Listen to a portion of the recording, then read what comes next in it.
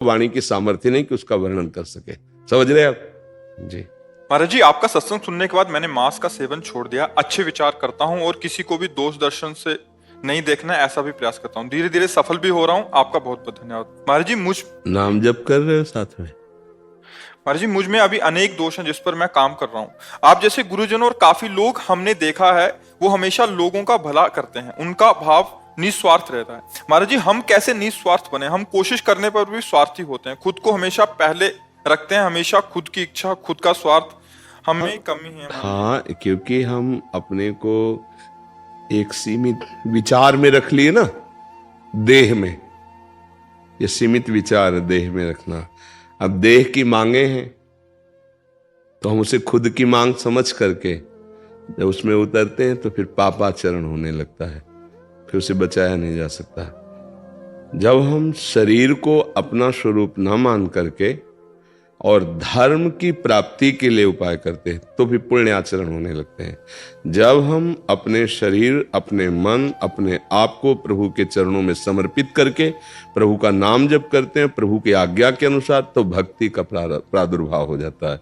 भक्ति से शुभ और अशुभ दोनों का नाश होकर भगवत प्राप्ति हो जाती है। जब हम भक्ति मार्ग में चलते हैं तो उसमें शिक्षा मिलती है कि सब में हमारे प्रभु विराजमान हैं। तो हम जिनको अपना जीवन समर्पित करते हैं उन्हीं के निमित्त हम सबकी सेवा करते हैं। तब हमारा खुद का स्वार्थ नष्ट हो जाता है और परमार्थ पुष्ट होने लगता है। जब तक हमारे हृदय में भक्ति नहीं तो स्वार्थ का राज्य रहता है। इसलिए हमारे आचार्य श्री सेवक जी महाराज सिद्धांत के, उन्होंने कहा है, स्वार्थ सकल तजी गुरु चरणन भजी, गुण नाम सुनी कथी संतन को संग करी। स्वार्थ का त्याग कर दो। कब होगा? बोले गुरुदेव का आश्रय ले लो, किसी महापुरुष को गुरु के रूप में वरण कर लो, उनके मुख से भगवत चर्चा सुनो और जो वो पाठ बताएं उसका कथन करो, जो वो उपासना बताएं वैसी उपासना करो। स्वार्थ सकल तजी गुरु चरणन भजी, गुण नाम सुनि कथि संतन को संग करी। काल ब्याल मुख पर्यो कफ पित्त बात भर्यो, भ्रम्यो कत अनन्य कहे कि जिय लाज धरी। जो तुम देहाभिमान कर रहे हो इसमें कुछ नहीं है। एक कफ पित्त बात तीन से बना हुआ ये शरीर है, ये किसी भी क्षण नष्ट हो जाएगा।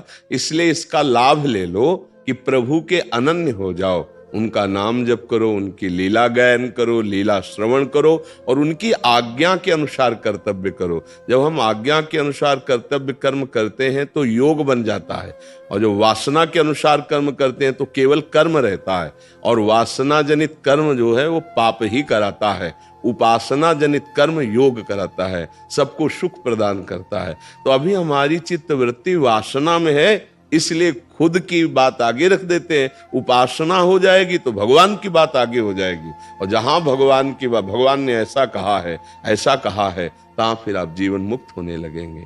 भगवान की आज्ञा का पालन करने वाला सदैव चिंता, शोक, भय, दुख से मुक्त रहता है। भगवान की कृपा प्रसाद से समस्त दोषों का नाश हो जाता है। हाँ, मत प्रसाद तर्ष्यति सर्व दुर्गाणी। समस्त जितने पाप हैं, असत आचरण पहाड़ की तरह हैं, इन सब से भगवान की कृपा प्रसाद से वो पार हो जाता है। जैसे वज्र का प्रहार कर दे तो पर्वत चूर चूर हो जाए, ऐसे भगवान नाम वज्र के समान है पाप का नाश करने के लिए। जैसे दावाग्नि लग जाए तो पूरे जंगल को भस्म कर दे, ऐसे काम, क्रोध, लोभ, मोह, मद, मत्सर, इनके जंगल को नष्ट करने के लिए भगवान नाम समर्थ ज्वाला है।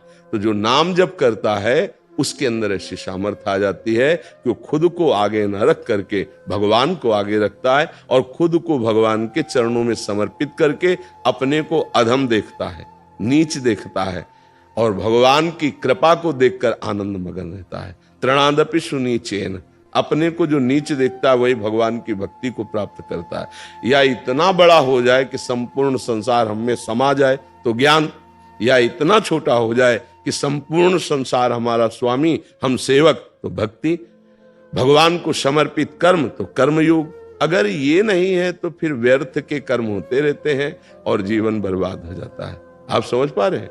तो खुद को तब तक आगे आप रखोगे जब तक वासना है, और जहां उपासना हुई तो भगवान आगे हो जाएंगे। उनकी आज्ञा के अनुसार कार्य होगा तो हमारा जीवन दैवी शक्ति से, दैवी संपदा से युक्त हो जाएगा, हमारा मंगल हो जाएगा। मयंक त्रिपाठी जी कानपुर से।